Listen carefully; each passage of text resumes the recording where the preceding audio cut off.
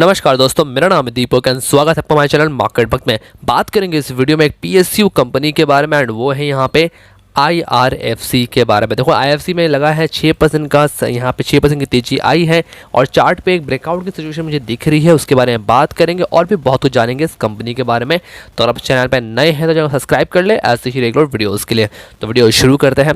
देखो यार, IRFC यानी कि इंडियन रेलवे फाइनेंस कॉर्पोरेशन की कंपनी के बारे में तो करती क्या है, ये ऑनर है, इसकी ऑनरशिप है Indian railway, ministry of the railway, government of India इनको ऑन करती है। यानी कि देखो कंपनी जो है PSU बैंक है प्लस रेलवे सेक्टर की है प्लस गवर्नमेंट इसको ऑन करती है।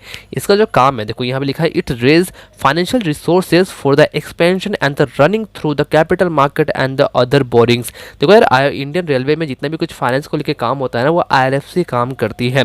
यहाँ पे ऑलमोस्ट अब देखो शॉर्ट में यही ज़्यादा जानकारी के लिए आप इसका वेबसाइट जाकर चेक कर सकते हो। तो वो 6% की तेजी है पिछले 5 दिनों में देखिए अगर, तो देखो इसमें 7.48% की तेजी है।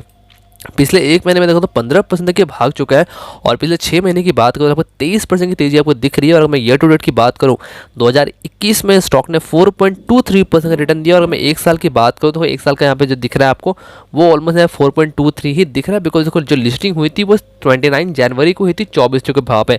अब देखो ये एक साथ जो शेयर था ना, इसको जो लिस्टिंग होने वाली थी मार्केट में ऑलमोस्ट, देखो कंपनी अच्छी है बट मार्केट में ज़्यादा किसी को इसमें इंटरेस्ट नहीं था IPO के गेन के वाइज। तभी देखो जब ये 24 के भाव पे लिस्टिंग हुई थी, स्टॉक वहाँ पे हाई थोड़ा सा बनाया, बट देखो उसके बाद गिर के स्टॉक 21 रुपये 20 रुपये में रहा। और देखो लगभग अभी हो गए हैं ऑलमोस्ट अक्टूबर, यानी कि 10 महीनों तक स्टॉक उसी रेंज में रहा। तो देखो डेफिनेटली इसमें जिसने भी अप्लाई किया था उनको यहाँ पे अलॉटमेंट मिल गया था। अगर आप हो तो प्लीज़ कमेंट करो। तो यहाँ पे जो अलॉटमेंट मिला उसके बाद देखो स्टॉक नीचे गिर गया था, बहुत ही टाइम लिया और अभी थोड़ी सी तेजी हमें देखने को मिल रही है, जो कि पिछले एक महीने में आई है और डेफिनेटली यहाँ पिछले 5 दिनों में भी अच्छी तेजी देखने को मिली है। तो देखो इसका रिजल्ट अभी तक आए नहीं है, बट अपन इसका पास्ट के रिजल्ट एक बार देखते हैं फिर चलेंगे चार्ट पे। तो यहाँ पे मैंने लगा कर रखा है इसका ईयरली जून 2020 से जून 2021 का नेट सेल्स की बात करें तो वहाँ पर भी यहाँ पे ईयरली बेसिस पे 24.86% की जंप दिख रही है। ऑपरेटिंग प्रॉफिट की बात करें तो वहाँ पर भी 26.4% की जंप दिख रही है। अगर हम नेट प्रॉफिट की बात करें तो जहाँ पे जून 2020 में 891.81 करोड़ का नेट प्रॉफिट था, वो 68% से बढ़ के यहाँ पे 1501.95 करोड़ का यहाँ पे नेट प्रॉफिट दिख रहा है। एंड ऑपरेटिंग प्रॉफिट मार्जिन की बात करें तो वो भी यहाँ पे लगभग 99.90% है, हालांकि इसको आप अवॉइड कर सकते हो। तो ओवरऑल देखो तो यहाँ पे जो नेट प्रॉफिट है और जो यहाँ पे सेल्स है ये यहाँ पे बहुत ही अच्छी बढ़ती हुई दिख रही है। बट एक प्रॉब्लम ये है कि इसमें तेजी क्यों नहीं होती है, आज IRFC भागता क्यों नहीं है, जो बहुत सारे सवाल है इसका भी जवाब मैं दूंगा इस वीडियो में। तो वीडियो को बने रहिए, वीडियो अच्छा तो वीडियो को लाइक करना भी मत भूले, सब्सक्राइब भी करो चैनल को। तो ये था इसका रिजल्ट। अब चलेंगे इसका हम लोग चार्ट पे। तो देखो ये है इसका मंथली चार्ट मैंने लगा कर, डेली चार्ट मैंने इसका लगा के रखा हुआ है। देखो आपको यहाँ पे दिख रहा होगा लिस्टिंग के बाद देखो स्टॉक ऊपर में काफ़ी दिन तक रहा था, लगभग 24-26 के भाव पे यह सस्टेन किया, बट उसके बाद गिरावट आई, गिरते करते स्टॉक यहाँ पे ऑलमोस्ट 20 रुपये के पास यहाँ पे लो बनाता है। उसके बाद फिर देखो यहाँ पे हाई बनाता है, बट देखो फिर गिरावट, फिर ऊपर देखो नीचे पे गिरते करते नीचे आता है, फिर देखो सपोर्ट लेता है, फिर यहाँ पे देखो हायर हाई हायर लो, फिर लेके एक ब्रेकआउट की सिचुएशन यहाँ पे दिख रही है। प्लस यहाँ पे जो वॉल्यूम आपको दिख रहे हैं, यानी जो प्रीवियस यहाँ पे जो फ्राइडे की जो वॉल्यूम थी, वॉल्यूम भी अनदर डे से देखो तो बहुत ही ज़्यादा यहाँ पे वॉल्यूम दिख रही है। मैं आपको दिखाता हूँ, अगर नॉर्मल डेज की बात करें तो इसमें लगभग 8.66 या फिर 11, 12, 22 हाईएस्ट 40 मिलियन तक की वॉल्यूम दिख रही है। बट फ्राइडे को इसमें जो वॉल्यूम दिख रही है वो 115.92 मिलियन की वॉल्यूम दिख रही है। और देखो उसी वॉल्यूम के साथ, मतलब उतने ही तगड़े वॉल्यूम के साथ यहाँ पे आपको एक ब्रेकआउट आते हुए दिख रहा है।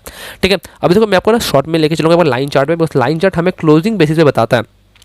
अभी देखो मैंने यहाँ पे ना मैं आपको देखा था कि ये क्रिएशन था इसका लगभग ये देखो 25 रुपये का क्रिएशन था, जहाँ पे देखो इसने 2 बार टॉप बनाया, बट उसके बाद देखो गिरावट आ गई। अभी आप नोटिस करो यहाँ पर लाइन चार्ट में देखो स्टॉक यहाँ पे आप देखो ना तो हायर हाई हायर लो बनाने के बाद देखो ब्रेकआउट दे रहे हैं। तो इसने पहले 20 का लो बनाया, फिर देखो 22 का लो बनाया, फिर इसमें ब्रेकआउट दे दिया। बट ये भागता क्यों नहीं है, उसके पीछे बहुत ही कॉमन रीजन है जो आपको शायद बहुत लोगों को पता भी होगा, बट उसके बारे में बाद में डिस्कस करेंगे। अभी अगर देखें तो देखो स्टॉक का ना मैं आपको दिखा देता हूँ, इसको मैं ऊपर रखता हूँ क्योंकि ये टॉप ये था जो कि यहाँ पे लगभग ऑलमोस्ट ये जो लेवल है लगभग यहाँ पे 25 रुपये 90 पैसे, यानी कि 26 रुपये जो लेवल है वो है। स्टॉक ने देखो अभी तक वहाँ को उसको ब्रेक नहीं किया है। अगर इसका आप कैंडल चार्ट भी देखो तो देखो इसने हाई जो बनाया था वो लगभग बनाया था 27 रुपये, ऑलमोस्ट 26 रुपये 70 पैसे का मान के चलते हैं कि 27 रुपये का यहाँ पे हाई है, बट देखो वहाँ ब्रेकआउट नहीं है। अभी अगर हम देखें तो जो 25 रुपये का जो लेवल है उस वहाँ पे हाँ एक अच्छे हमें ब्रेकआउट बनते हुए दिख रहा है। प्लस यहाँ पे जो वॉल्यूम है वो भी यहाँ पे अच्छे खासा सपोर्ट करते हुए दिख रहे हैं। ठीक है, अब देखो इसमें अगर देखें ना तो देखो यहाँ पे तभी हायर बनाया, अगर पोजीशन ऑलरेडी बनी हुई है इसमें तो कोई दिक्कत, अगर आपके पास पेशेंस है तभी होल्ड करो। कंपनी वैसे देखो रिजल्ट भी अच्छे है, उम्मीद भी है कि आज रिजल्ट अच्छी आएगी, आगे आने वाले रिजल्ट भी, बट देखो इसमें थोड़ा सा स्लो मूवर है। तो अगर आपके पास होल्डिंग ऑलरेडी बनी हुई है और पेशेंस है तो इसको आप आराम से होल्ड होल्ड एंड कंटिन्यू कर सकते हो। देखो फ्रेश पोजीशन में बात करूँ ना तो मैं कहूँ कि यार ऐसे अभी कंपनी से आप दूर रहो तो बेटर है, क्योंकि मार्केट में हमारे पास और भी अपॉर्चुनिटी है। अब देखो एक पॉइंट पे आता है कि पहले ये स्टॉक भागता क्यों नहीं है, तो वो मिलेगा हमें इसके शेयर होल्डिंग पैटर्न पे। तो देखो अगर हम कंपनी की बात करें तो कंपनी का शेयर होल्डिंग पैटर्न पे आते हैं, तो देखो यहाँ पे प्रोमोटर के हाथ में 86.36% की होल्डिंग है। प्रोमोटर कौन है? इनका प्रेसिडेंट ऑफ इंडिया, ठीक है। इनके पास 86.36% की होल्डिंग है। एफआईज के पास 1% की होल्डिंग है। म्यूचुअल फंड के पास 2.8% की होल्डिंग है। इंश्योरेंस कंपनी के पास 1% की होल्डिंग और एनआई के पास 9.40% की होल्डिंग है। आप ये कैलकुलेट करो, यहाँ पे 86% की होल्डिंग तो सिर्फ प्रोमोटर के पास में ही है, और यहाँ पे 2%, 1% और यहाँ पे 9%, मतलब कि ये हो गया 9 + 2 11 12 और यहाँ पे 13, मतलब 96 तो 13 यानी कि 99% की होल्डिंग तो इनके पास ही है। रिटेलर के पास क्या है? मार्केट में माल तो यहाँ पे है ही नहीं। आपको तो यहाँ पे पूरा का पूरा पोजीशन ही दिख रहा है अलग लेवल पे। मतलब आप 86 देखो तो 86% की जो होल्डिंग वो सिर्फ प्रोमोटर के पास में है। यहाँ पे आप देखो तो देखो 3 म्यूचुअल फंड के पास 2.8% की होल्डिंग है। 41 एफआईज के पास 1.6% की होल्डिंग है। और यहाँ पे जो ऑनर है, प्रेसिडेंट जो गवर्नमेंट कंपनी है वो सॉरी जो प्रेसिडेंट ऑफ इंडिया है यानी कि गवर्नमेंट जो है वो 86.36% की होल्डिंग ऑन करती है। और एचडीएफसी ट्रस्टी कंपनी 1.66% की होल्डिंग ऑन करती है। और इंडिविजुअल इन्वेस्टर होल्डिंग के पास भी 8.44% की होल्डिंग है। देखो गवर्नमेंट के पास ना 86% की होल्डिंग है। एक रूल के अकॉर्डिंग 75% की होल्डिंग आप रख सकते हैं एज अ प्रमोटर। तो देखो कंपनी को गवर्नमेंट को यहाँ पे 11% की जो होल्डिंग है उसको और भी बेचना पड़ेगा, ताकि देखो मार्केट में माल आए। यहाँ पे एफआईज भी स्टेक बढ़ाए, म्यूचुअल फंड बढ़ाए, जो रिटेलर्स है वही बढ़ाए, बट मार्केट में यहाँ पे माल ही नहीं है, मतलब क्वांटिटी बहुत ही कम है ट्रेड होने वाली। तो डेफिनेटली हमें यहाँ पे वॉल्यूम में कुछ ज़्यादा देखने को नहीं मिलेगा। और इसी चक्कर में देखो स्टॉक में यहाँ पे एक कंसोलिडेशन जोन में है। स्टॉक अपने लिस्टिंग प्राइस के ऊपर भी नहीं गई है। जहाँ तक कैसी भी कंपनी हो, लॉस मेकिंग कंपनी भी वो लिस्टिंग प्राइस से डबल हो चुकी है, बट देखो ये भागी ही नहीं है बल्कि और नीचे गिर चुकी है। अभी देखो कंपनी तो दिखे कि हाँ भाई अच्छा है, बट ये मौका नहीं है किस कंपनी को लेने का। बट देखो फिर भी आपको लेना है, पेशेंस चाहो तो आप ले, आपके पास अगर पेशेंस है तो उस अकॉर्डिंग आप कैसे ले सकते हो? आप चाहो तो करंट प्राइस ले सकते हो, थोड़ी सी डिप आए अगर आपको 25 रुपये 35 पैसे या फिर 24 रुपये के आसपास, वहाँ पर भी एक पोजीशन ले सकते हो। बट देखो इसका एक ना स्ट्रॉन्ग सपोर्ट जो है वो लगभग यहाँ पे मुझे बनते हुए दिख रहा है 24 रुपये 30 पैसे आके आसपास। तो 24 रुपये 30 पैसे के स्टॉप लॉस के साथ या फिर थोड़ी सी नीचे अगर रखे तो वहाँ पर भी स्टॉप लॉस के साथ यहाँ पे आप पोजीशन बना सकते हो। बट एज ऑफ ना मेरी पर्सनली यहाँ पे कोई भी रिकमेंडेशन नहीं रहेगी बाय पोजीशन की। जस्ट देखो कि जब ये स्टॉक अपने ऑल टाइम हाई को ब्रेक कर दे, यानी कि 27 के ऊपर एक ब्रेक करते हैं with the very good volume, या फिर गवर्नमेंट अगर यहाँ पे अपनी स्टेक बेचती है 11% की, ताकि ये मार्केट में एक वॉल्यूम आए, यहाँ पे लिक्विडिटी थोड़ी सी क्रिएट हो, तब जाके ये कंपनी मेरे को डेफिनेटली अच्छी लगती है। बट एज ऑफ नाउ मैं इसको अवॉइड करने की कोशिश करूँगा।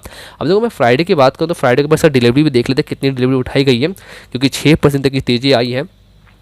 तो देखो डिलीवरी यहाँ पे देखा तो 32.10% की तो डिलीवरी उठाई ही गई है, यानी कि मार्केट में जो क्वांटिटी है वो यहाँ पे बहुत ही कम और हो गई है। तो ये रीज़न है कि मैं कहूँगा कि इसमें एज ऑफ ना अवॉइड करो, गवर्नमेंट का वेट करो। गवर्नमेंट जब 11% का स्टेक बेचती है, मार्केट थोड़ा सा लिक्विडिटी होता है, या फिर स्टॉक जब अपने ऑल टाइम हाई को ब्रेक करके एक अच्छे खासे वॉल्यूम के साथ ब्रेक करके वहाँ पे सेशन करती है और कुछ लेवल्स देती है, तब अपन सोचेंगे भाई फ्रेश पोजीशन का। एज ऑफ ना मेरी पर्सनली कोई भी खरीदारी करा इसमें नहीं है। बाकी देखो पैसा आपका जो डिसीजन लोगे वो भी आपका ही होगा। तो ये वीडियो पसंद है, वीडियो को लाइक करना मत भूलें, चैनल को सब्सक्राइब करना मत भूलें। ऐसे रेगुलर वीडियोस के लिए डिस्क्रिप्शन में टेलीग्राम और ट्विटर का लिंक दिया हुआ है, आप चाहते हो ज्वाइन कर सकते हो रेगुलर अपडेट। और मैं कुछ ट्रेड भी शेयर करता हूँ मंडे को। उसके लिए मिलते हैं दूसरे वीडियो में, तब तक के लिए धन्यवाद।